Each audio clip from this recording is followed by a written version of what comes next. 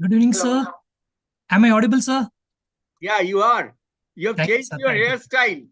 Oh, I didn't cut the hair for quite some time, sir. That's why, sir. But you are looking like a stage.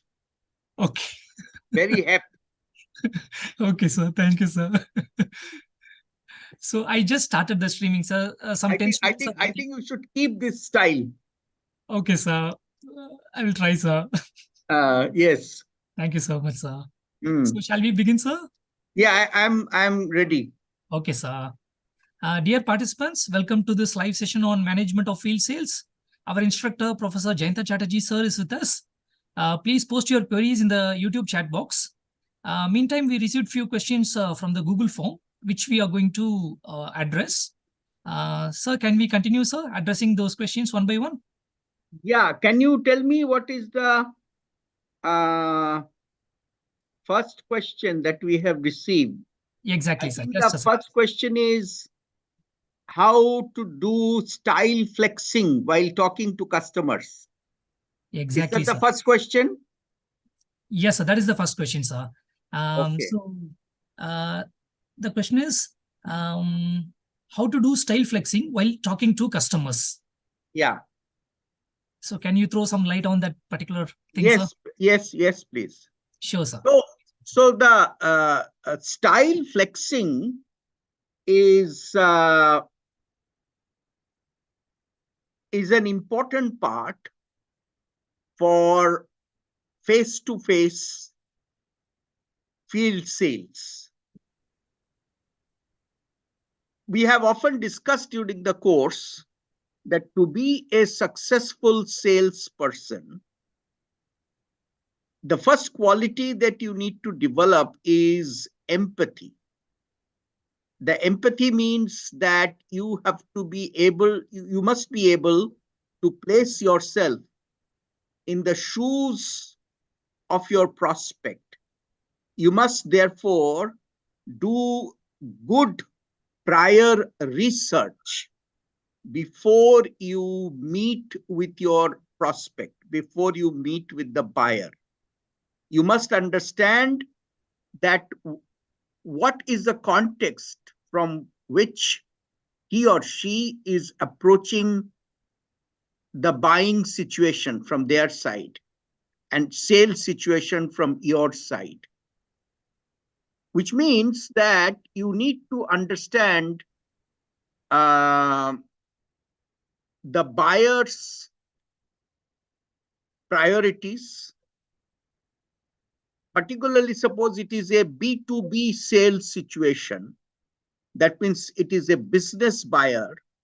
Then you must not only you should know your buyer's priorities, but you should know that buyer organization's priorities.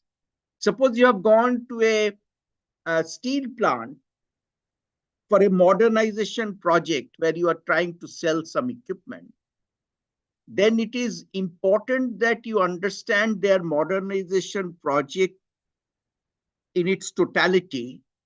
You understand that this particular bid, this particular tender, this particular buying requirement, how it fits within the overall context.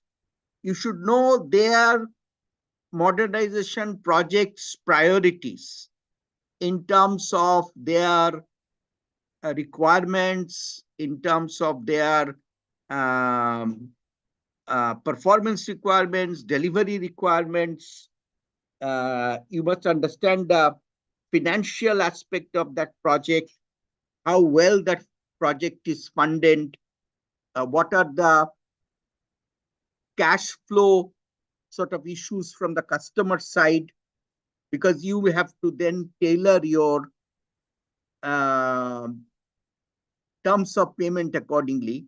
So what I'm trying to say is that style flexing is not some kind of a magic, but it is actually the result of a good amount of prior preparation, research before you get into the sales encounter. So you must know your buyer on the other side. You must know the buying organization.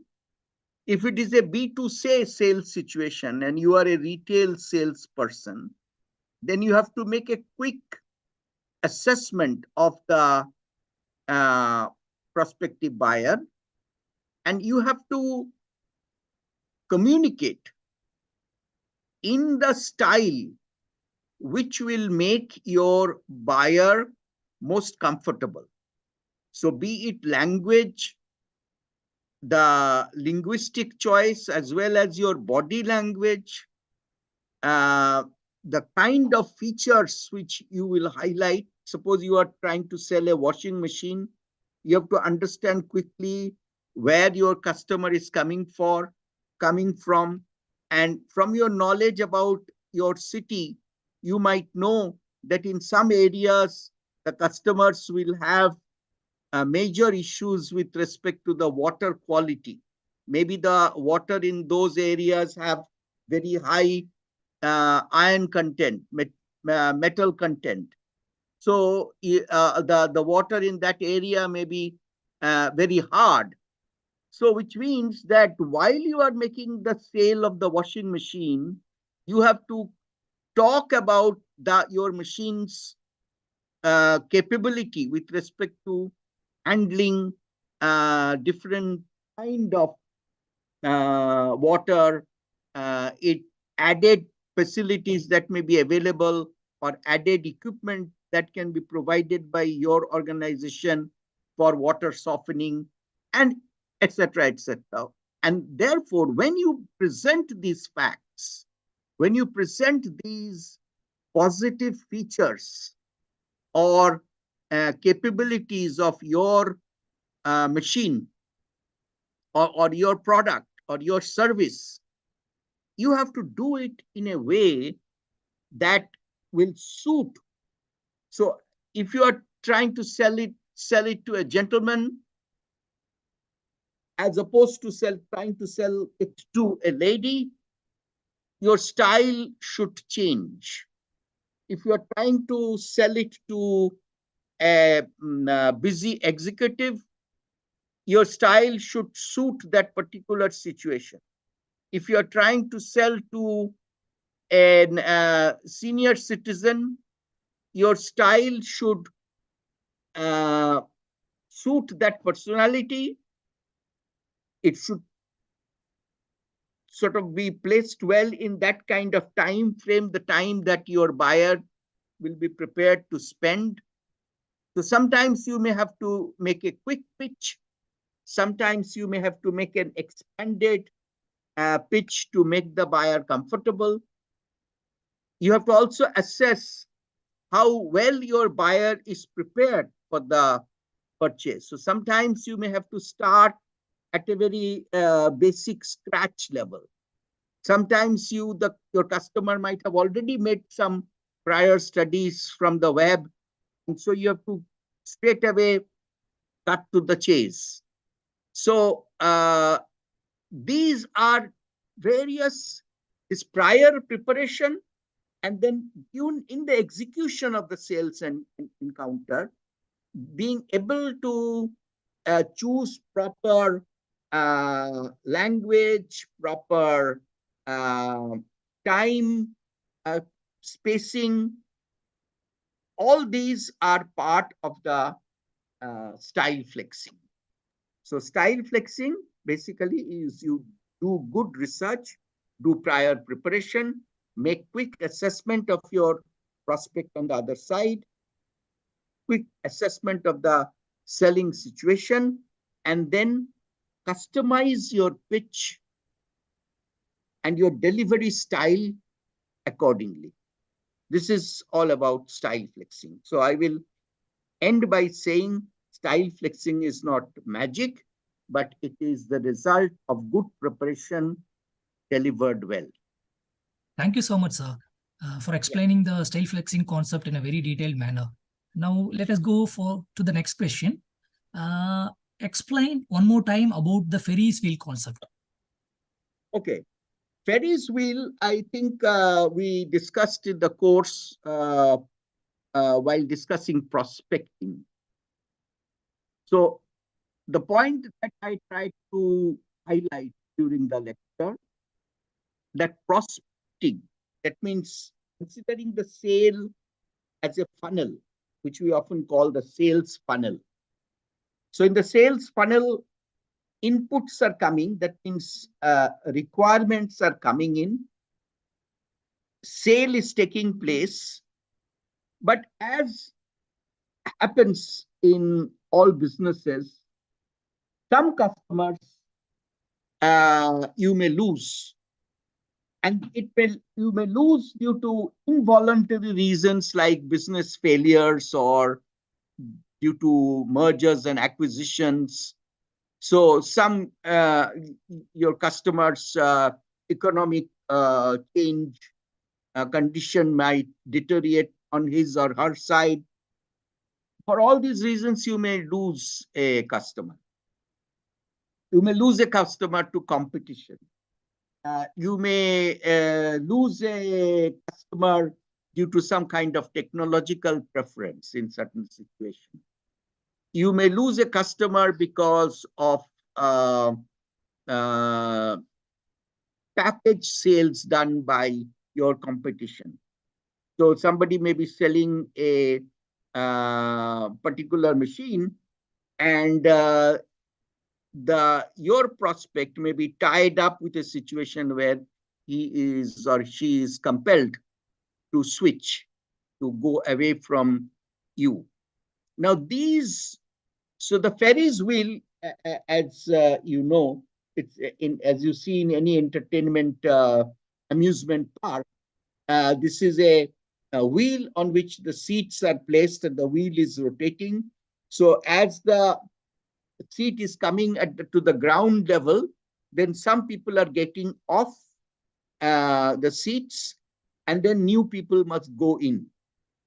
For the business to succeed, it means that prospects, the inflow of prospects must be more than the outflow of customers due to voluntary or involuntary reasons.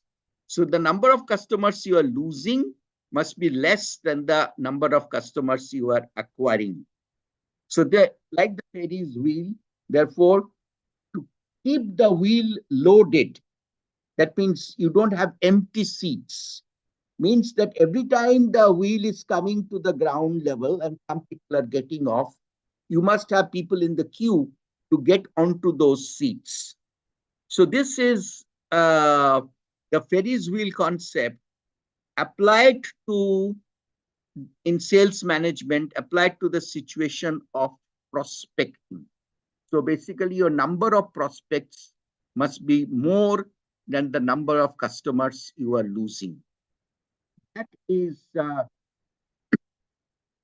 the important concept that we have highlighted in the Ferris wheel discussion. Thank you so much, sir, for explaining the Ferris wheel concept. Now there is a question. What is meant by key account seller? Explain with example. Okay. Key account seller. Key account selling is very important in B2B selling. In a way, even in a B2C selling, key account means somebody who is a regular purchaser. An account becomes key either because of the current size, the current prospect, as well as the growth opportunity with that particular customer, which means that what is the future prospect with that customer. So in key account, it means that there must be focus, prioritization of these large customers. Again, I will highlight, large does not mean large today. but it also means large tomorrow. That means a customer who is important today, or a customer due to the growth in his or her business, their business, their requirements may go up. So you have to also understand and do good research and know that the current prospect as well as the future prospect.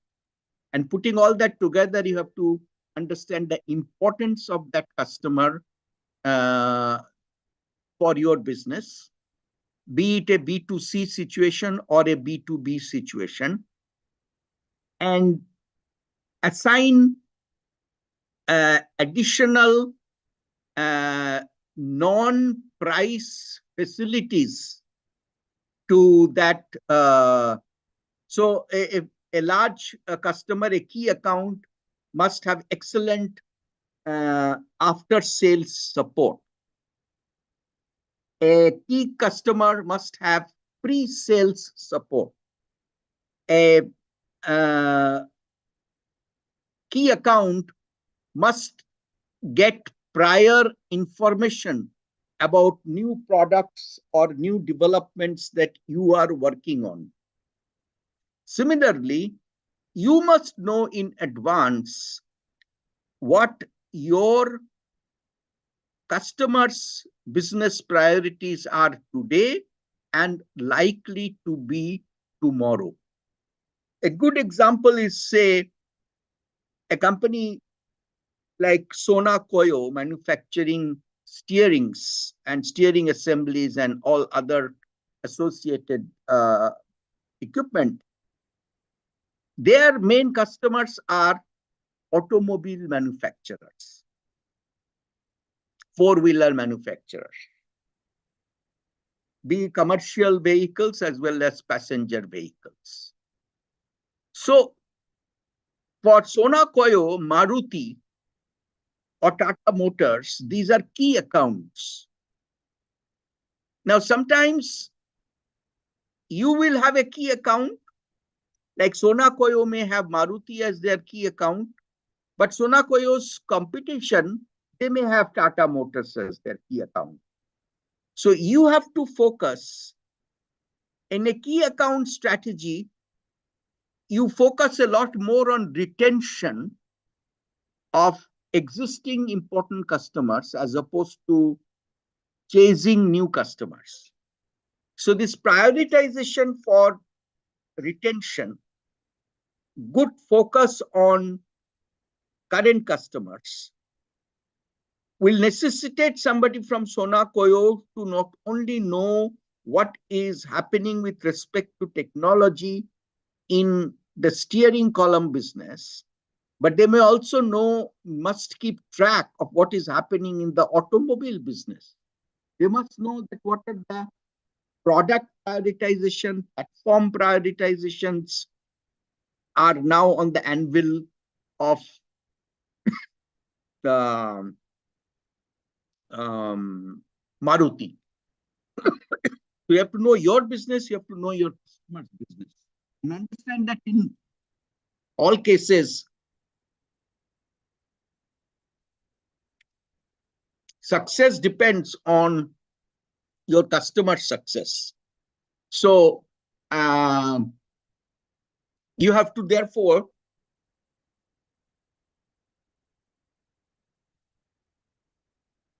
be deep inside your key account.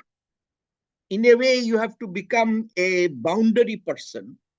By boundary person, I mean that you not only belong to your own organization like Sona Koyo, you are the Sona Koyo salesperson. You must be almost equally part of Maruti.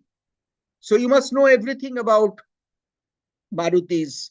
If their production is currently having some glitches or some problems, you must be fully aware of that, because in all of these cases, you may have to synchronize your delivery schedules with their production schedule. You have to match their delivery chain with your supply chain. So a key account, therefore, is almost creating a mesh and interlock between your business priorities and your buyer's priorities. That's what key account. So basically, you focus on important customers, important today as well as important for tomorrow, and do everything that is required to make them happy. Thank you, sir. Thank you for explaining key account selling concept in a very detailed manner, sir. Now let us go to the next question. What is the significance of the pre-approach stage? Consider that you are in the profession of selling mutual funds. What kind of information will you gather before meeting a customer? So this is the question, sir. Okay. This pre-approach is again about prior research. So before you approach your prospect, you must know, like in a mutual fund, if you are trying to sell an equity mutual fund, which is a high risk, high gain product, to a person who is very conservative, then you are in a mismatch situation. So pre-approach means before you approach the prospect, you must know that what is the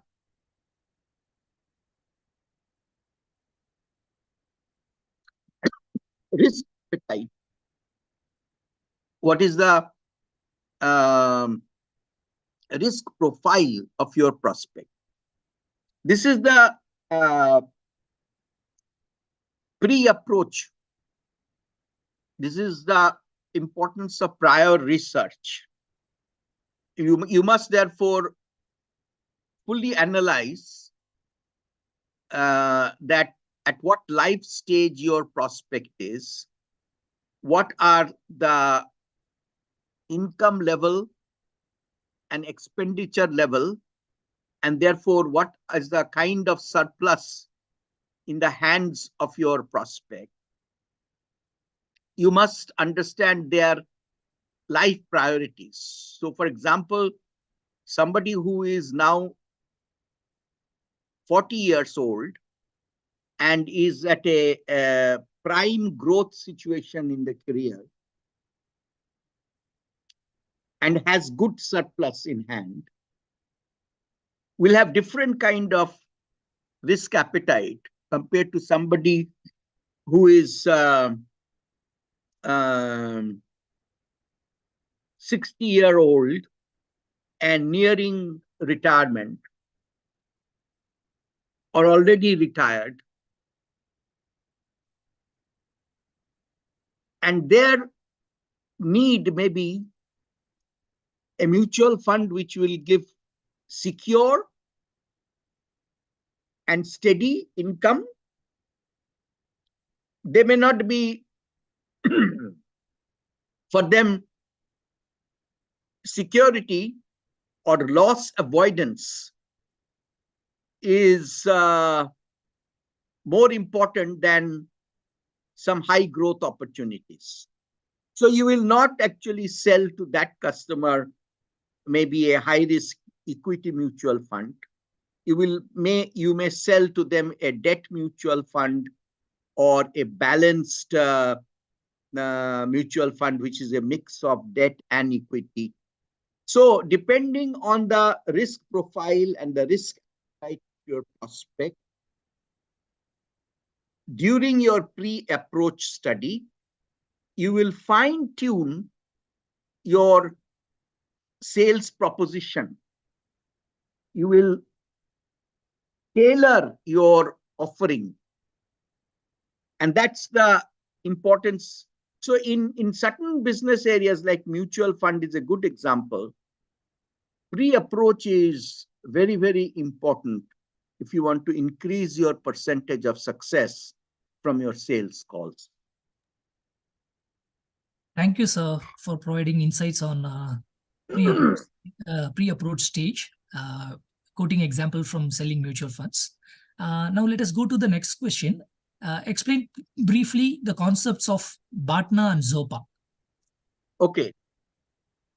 Batna and Zopa are kind of related, but a slightly different concept. So Batna, as you know, is the best alternative to negotiated agreement. So usually for a buyer, Batna will mean that the buyer will say, okay, I want to buy it at this price. And if your price does not meet this level, then I'm going to another supplier. So that is his or her alternative to a negotiated sale. As a seller, you may actually at that stage create non-price offerings that could be in terms of a faster delivery or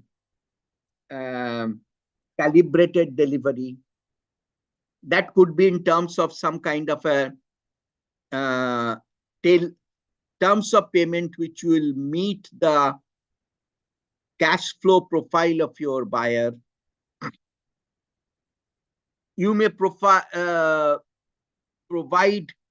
non-price facilities like better hand-holding during in-plant service during commissioning, during the implementation stage. You may provide a longer warranty. You may provide some kind of comprehensive associated warranty. So in all these alternatives are the Batna on the seller side. And doing the research and having alternative suppliers ready, sometimes you could even be thinking in terms of alternative technologies in certain industrial situations. All these are Batnas on the buyer side. Now the Zopa, which is the zone of agreement, there actually you are having a certain reserve level from the buyer side. This is up to this level I will go, whether it is the price or whether it's a kind of delivery or all those things put together. And this may be the desired level, the minimum level that the seller will accept. So this is the maximum that the buyer will go to, and this is the minimum that the seller wants. Now this zone is the zone of Zopa. This is where actually some kind of negotiation may happen and some give and take will happen and some agreement will take place. This is so both are aspects, situations in the sales negotiation stage, and both relate to negotiations and agreements creation. And the Batna focuses on the alternatives, and Zopa focuses on that given this buyer and seller are primarily interested in each other, how to come to an agreement. So this is briefly Batna and Zopa, what they are all about. Other issues I have discussed in the lecture, which you can refer to. Yes, sir. Thank you so much, sir, for Batna and Zopa concepts explaining it. Sir, just now one question came from the Google response sheet. So what is the scope of scope after doing BBA, sir? One student is doing BBA, it seems, Bachelor of Business Administration. He wants to know what is the scope after completing BBA, sir? Well, that is exactly not exactly uh, related to the management of field sales, which we are discussing. Right, sir. But if you have the usual career track after BBA is MBA, just like that means bachelor's, you go to master's. But there are many opportunities that are available today where you can get into a job after your BBA. So in the hospitality industry, in healthcare management, the BBA itself is a valid degree at the entry level. Also in many technology companies, IT companies, the BBA is acceptable for an entry level position. So majority of the BBA students go to do MBA, but quite a significant percentage also goes and takes up jobs. But I think in the current market condition, a much higher percentage of BBAs will be going for MBA. Thank you, sir, for briefly informing about BBA. But understand, this is, I am not a career counselor per se. Exactly. So, so this is slightly out of syllabus for me. But this is my viewpoint. Right, sir. So one last question came from that YouTube chat. It is related to domain certification, sir. So I would like to share my screen and explain the domain certification part, sir. Can I go ahead, sir? Yes, please do. Just a second, sir.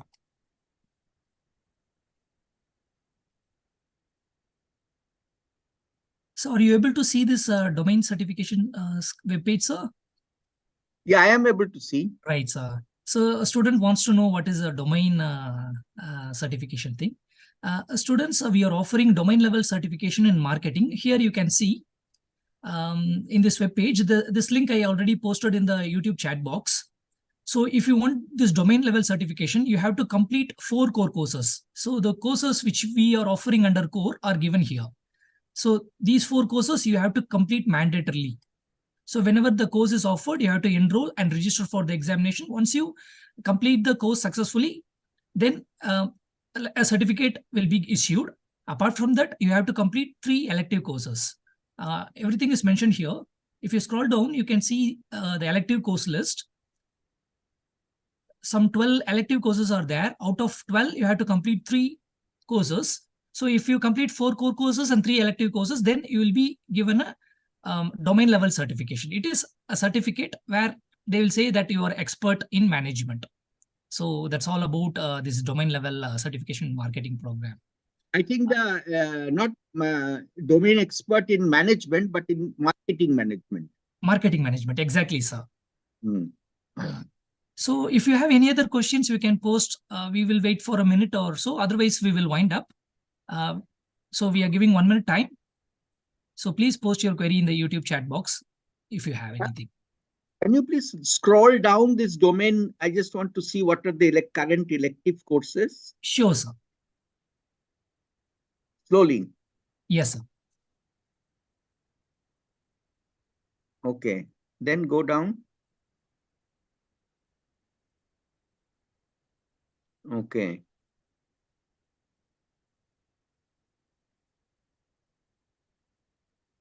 Okay. Yes, sir. So 2 courses of ours is listed here, sir. One is management of field sales and managing services, sir.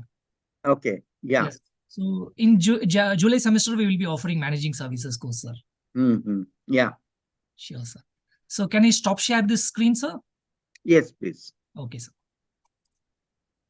Let me just check in YouTube, sir. Any other query is posted.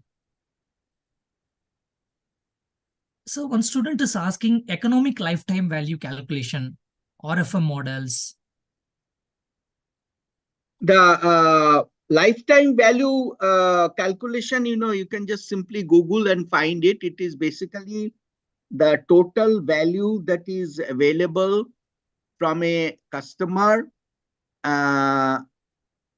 over the lifetime. That means the first purchase, all the repeat purchases, all the associated sales that may happen due to sale of spares, etc.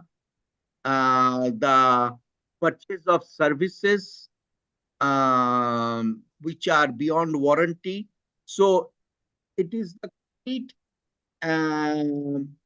opportunity offered by a particular